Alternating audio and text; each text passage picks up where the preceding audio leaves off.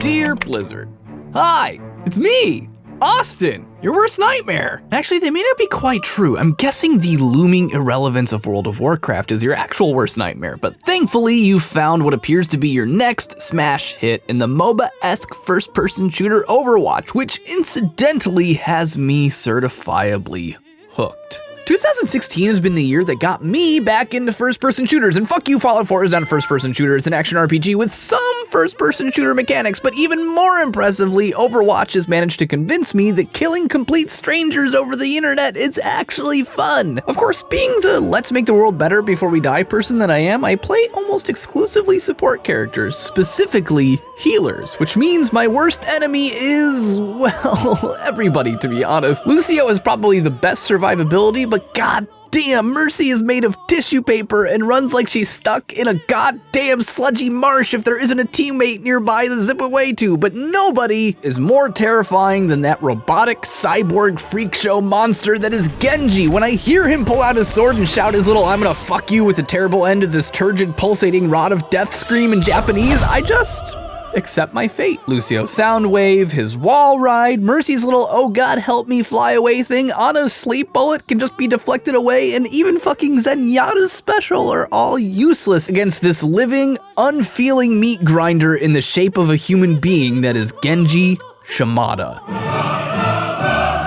Genji is a cyborg death machine who was once entirely flesh and blood like the rest of us. Along with his brother Hanzo, he is a member of the Shimada family, a ninja clan of criminal assassins. However, when Genji refused to take a more active role in ye olde family business, a fight broke out between himself and Hanzo. Unlike, I don't know, normal brothers who just wrestle a bit and break your favorite lamp, they fought for realsies and Hanzo murdered the fuck out of Genji. Or so we thought. Genji was rescued by Mercy, and Overwatch promptly turned him into Darth Vader if Darth Vader were 1,000 times more badass. Fitted with robotic prosthetics and other unknown upgrades, Genji's formidable ninja skills are now cranked up to 11, being able to dash fast as fuck, defy the laws of gravitation, and deflect fucking anything with reflexes that are almost quite literally lightning fast. Part of what makes Genji so utterly terror-inducing is the mystery surrounding him. Ninjas, to most people in the West especially, are enigmatic figures, so let's dispel some of this mystery and figure out some of the raw science behind Genji, and perhaps once we shed light into this blender for human souls, we'll once and for all leave our fears at the door and be able to sleep at night!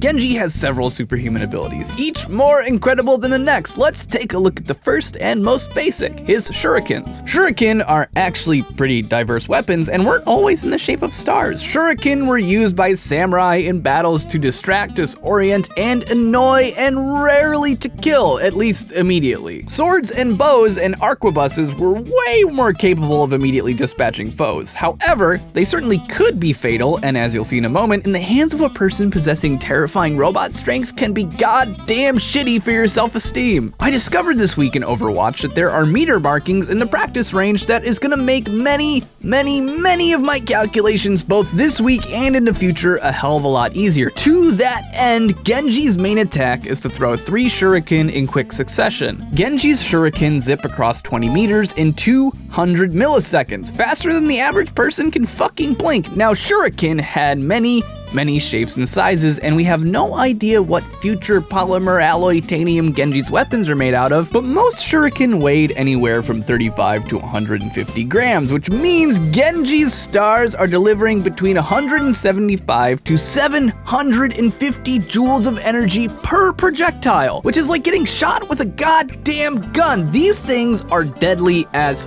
fuck, and in the higher ends would actually be capable of piercing through steel. Genji's throwing stars are no joke, and there's no way a real-life human would be able to pull numbers like this, but who the hell cares? Genji has goddamn robot hands. Speaking of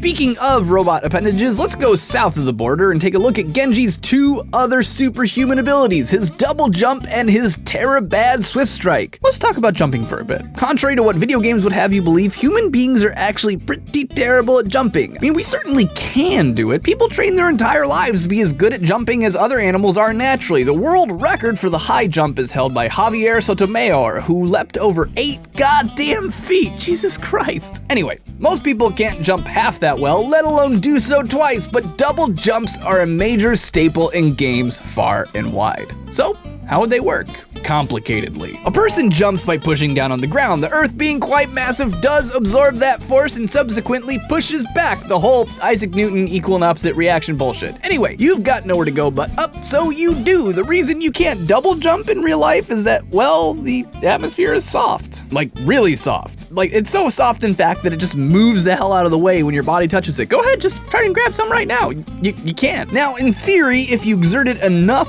force all at once against the atmosphere, it would react like a solid and allow you to push yourself upward. The problem is that, well, that would look something like this.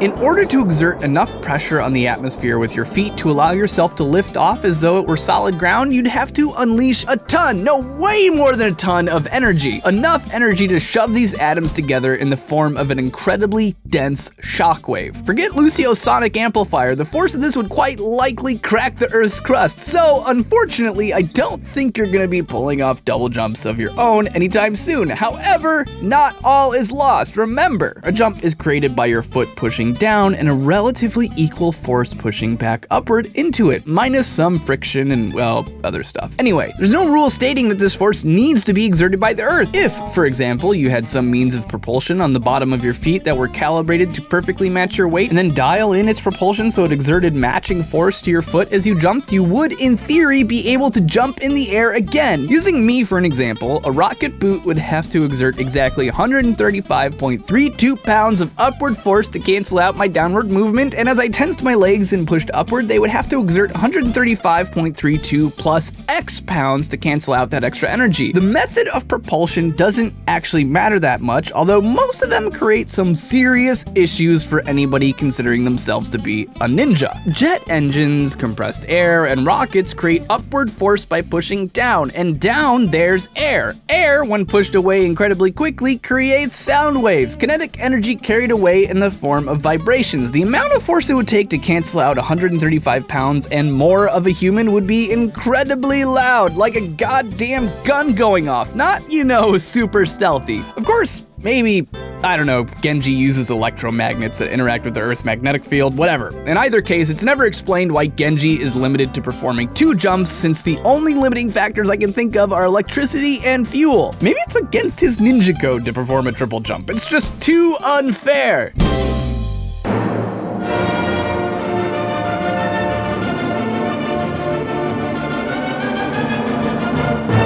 Which brings us to Genji's next totally fucking badass ability.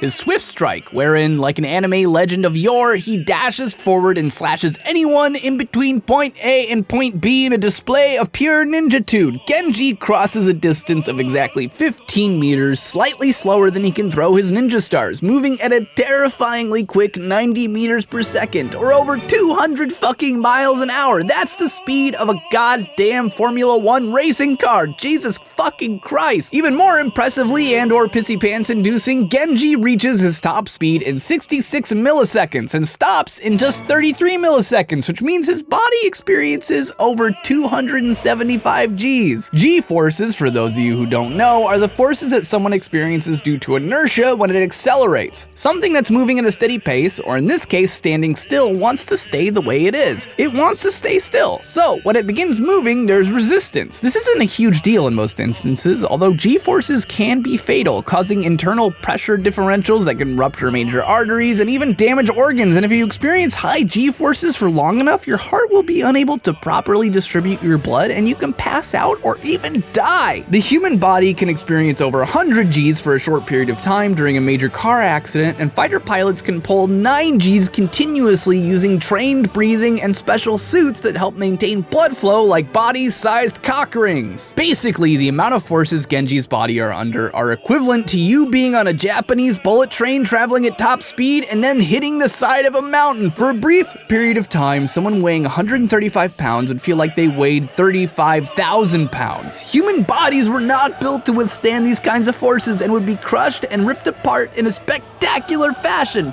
Fuck! Genji though? Genji is apparently made out of some kind of ultra-plastic polymer fuck adamantium shit because he doesn't even break a sweat. He'll do that shit all day long. What a fucking badass. God damn it, I wish I was a robot ninja. Which brings us at last to my favorite part, the creme de la creme, the amuse-bouche, the menage a trois, as it were, Genji's bullet deflection. I can't even hold in how excited I am. God damn it, I love ninjas! Okay, let's fucking break down this ultimate ninja skill of ultimate ninja-ness. Bullet deflection.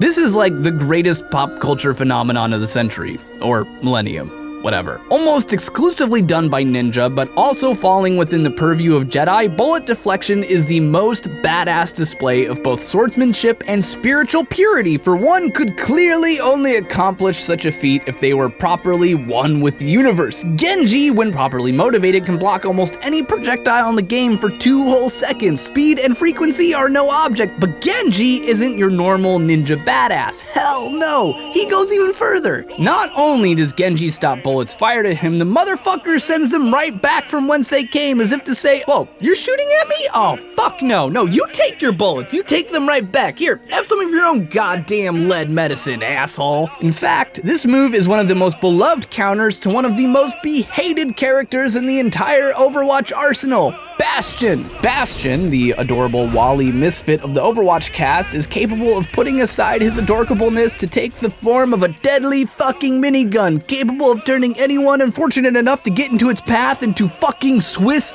cheese. And I'm not talking about that Sprinz shit that the cheese rebels distributed against the will of the Swiss Cheese Union. No, I mean Emmentroll, the shit with all the holes in it. That's you if you meet Bastion. Miniguns in a real world fire 7.62 by 51mm NATO rounds at a human pate-makingly fast rate of 2,000 or more rounds per minute. Each round carries an intense 3,300 joules of energy, an incredibly huge amount of power. That's why the damn things have to be bolted down to something solid. They're ridiculous. Bastion actually fires almost this quickly. This is surprising because most games that feature miniguns don't even come remotely close to an actual minigun's firing rate. Bastion unleashes 1,800 rounds per minute. Whew, no wonder people fucking hate him. In order to stop one NATO round, you have to cancel out all 3,300 joules of energy. Genji does this with his sword. Well, one of his swords. Genji is a practitioner of Daisho and carries 2 sets of swords, one big and one little. The sword he blocks rounds with isn't his weird plasma lightsaber katana, but rather his smaller Kadachi or Wakizashi. Now, in order to stop one bullet, Genji has to swing his sword and meet the bullet with 3,300 joules of energy, arresting its movement. Effectively, Genji has to cancel out the kinetic energy of a NATO round by creating kinetic energy of his own. The average Wakizashi weighed roughly 460 grams. At this mass, Genji would have to meet the oncoming bullet at 119 meters per second, or over 266 miles per hour. Holy shit. All-star baseball batters can swing bats at 90 miles an hour, and you definitely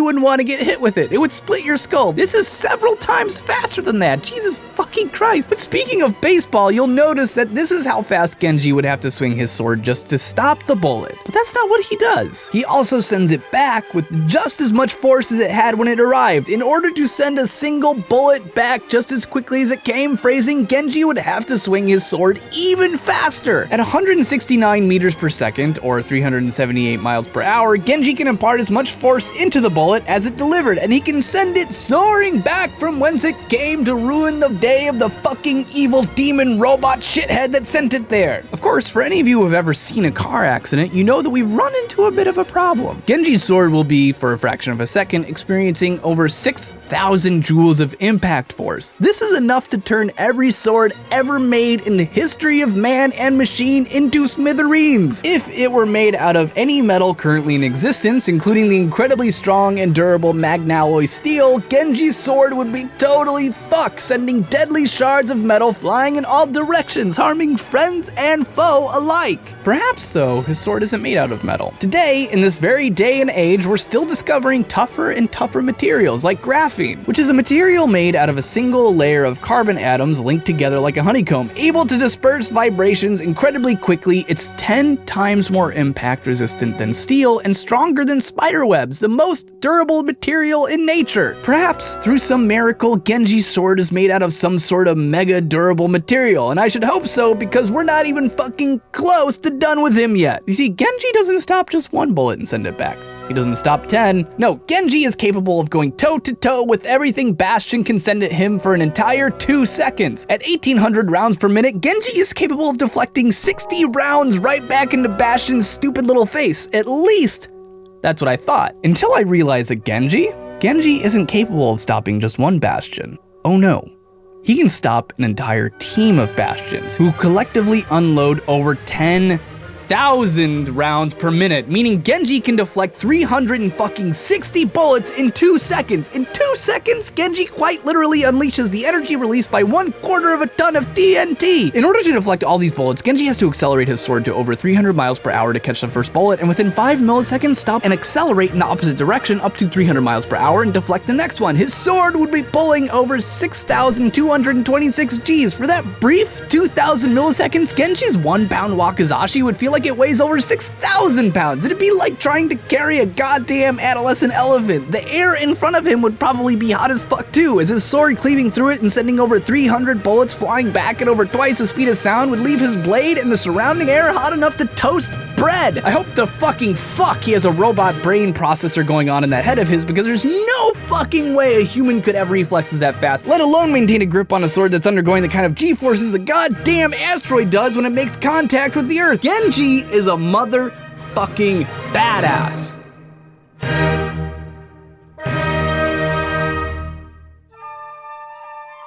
So, that's cool. In either case, it's a good thing Genji's mostly goddamn robot, because otherwise, just the sheer act of him being himself would literally tear his body apart. A few weeks ago, I called Lucio the most overpowered character in Overwatch, so I guess that makes Genji the most dangerous fucking ninja robot on the entire planet. Yes, I'm looking at you, Raiden, you weirdo.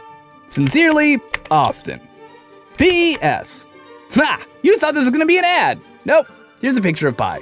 In honor of this pie, I'd like to thank Tommy, one of our Machinima artists, for the storyteller and editor for B. Dobbins FTW for playing our ninja Genji for a host of the experiments, and Andrew, aka Stolly111, the host and editor of Hidden History, Alex, the creator of Asynchrony YouTube channel, our Fisto episode, and the new show Psycho, Michael, who has his own YouTube channel Wonderside, where he creates Brotherhood Redacted, Travis Wheeler, co-host of the Pokemon podcast, Miles Tormani, and last but certainly not least, John Seguin. Without their help, I couldn't have possibly gotten every shot I needed for this episode, and it would have just been, in theory, Genji can block 6 bastions instead of, check out this shit, look at it happen. So, thank you guys so much. Follow their YouTube channels and their Twitter accounts for those that have them, and throw them a thank you for me. And while you're rummaging around on Google for the nearest address and phone number of the nearest bakery, hop on over to twitch.tv/shoddycast, where right now I'm playing ranked Overwatch and probably just getting totally wrecked by the other team's skill, my own team's incompetence, or my own ego. Also,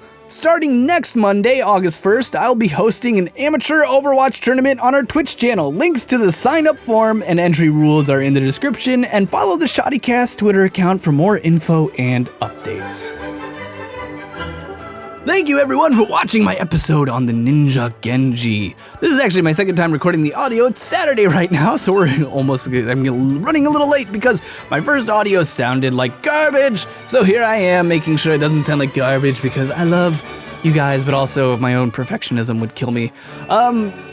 Yeah, this was a lot of fun to make. I really like making Overwatch videos, but I like making other videos too. So is there any game science questions that you have any questions about? I have a fun one for next week that I don't want to spoil, but I can't give a hint.